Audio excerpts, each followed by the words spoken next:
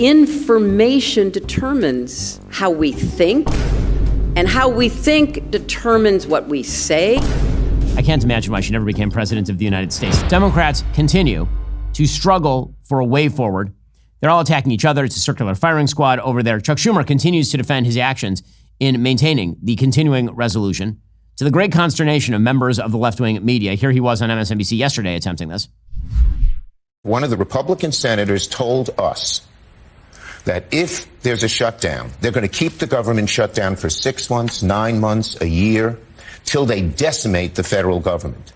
The $2 trillion that Musk and Doge and this horrible guy Vogt, who's the head of OMB, which controls all this, wanted to cut from the government, they could do easily and no recourse. People forget it's the executive. There have been court decisions that say only the executive determines what's essential. So unlike a CR where you can at least go to court and challenge the executive orders, you can't do it here. So I knew it would be a disaster. Okay, so, sure, he's not wrong on this, by the way, but that's not stopping the left from sniping at him. So here's Nancy Pelosi, the former Speaker of the House, sniping at Schumer. It is about what comes next. I myself don't give away anything for nothing. And I think that's what happened the other day. We could have, in my view, perhaps gotten them to agree to a third way, which was a bipartisan CR for 4 weeks, in which we could have had bipartisan legislation to go forward. Okay, meanwhile, Bernie Sanders is noting that amidst all the chaos among Democrats, there is no grassroots support for the Democratic Party. And again, Bernie is not wrong about all this. In the Democratic Party, you got a party that is heavily dominated by the billionaire class, run by consultants who are way out of touch with reality. The Democratic Party has virtually no grassroots support. So what we are trying to do is, in one way or another, maybe create a party within the party of bringing millions of young people, working class people, people of color, to demand that the Democratic Party start standing with the working class. I'm just going to note here that Bernie's pitch here is actually better than the pitch of many other people in the Democratic Party, which is why the economy needs to stay on good footing, because if it does not, it's going to be the Bernie bros who actually rise. Okay, meanwhile, Hillary Clinton is still out there. I know, you forgot about Hillary Clinton. I'm going to provide a nightmare scenario for you. Are you ready? Are you ready? So, the date now, it's March 20th, 2025. We are less than 3 years away from the launch of the 2028 presidential campaign. Hillary Clinton is currently 77 years old. You think she's done? Do you? Because let me tell you, the sell-by date on Hillary Clinton, we haven't reached it yet. We haven't.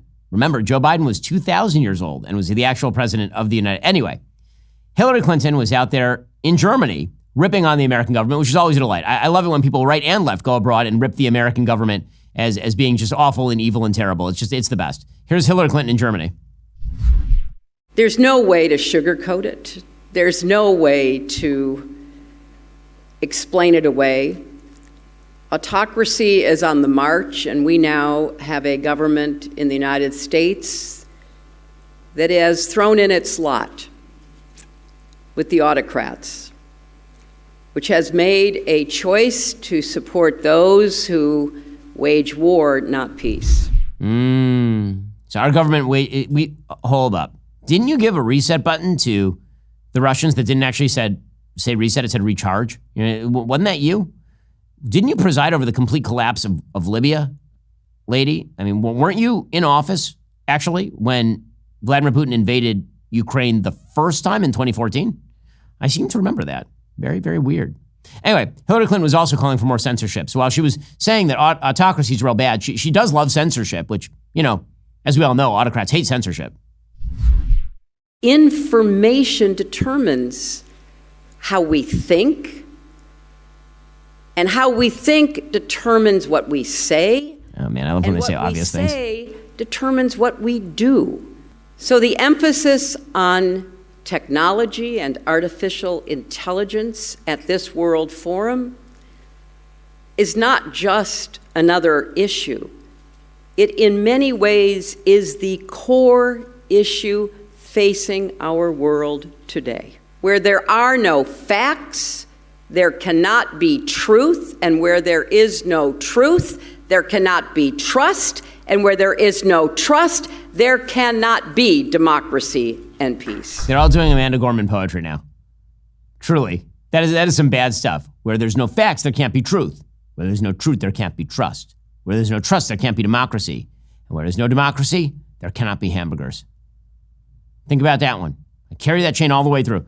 I can't imagine why she never became president of the United States. Still one of the funniest things to happen in my lifetime, without any doubt at all. Imagine a terrible scenario where you or your loved ones face a threat.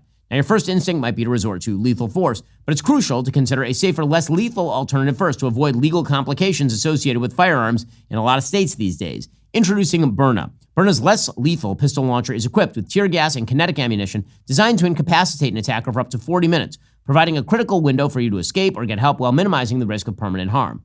Here's a real-life account from a Berna customer named Adam. He was heading to his night shift. He encountered a road-raging driver who swerved dangerously, stopped abruptly, and aggressively approached him. Remaining calm, Adam dialed 911 and armed himself with his Berna launcher. He aimed the laser at the aggressor's chest, which immediately de-escalated the situation. The driver returned to his vehicle and awaited the police. The officers confirmed that Adam's non-lethal response was perfectly judged. That night, Berna did not just prevent a potential tragedy, it saved 2 lives without causing any physical harm. Berna is legal in all 50 states, requires no background checks, and can be conveniently shipped directly to your door. Over 500,000 units have been sold already. Thanks to Berna for sponsoring this video. And if you haven't yet, go check out last week's episode of Ben After Dark on Daily Wire Plus, brought to you by Berna.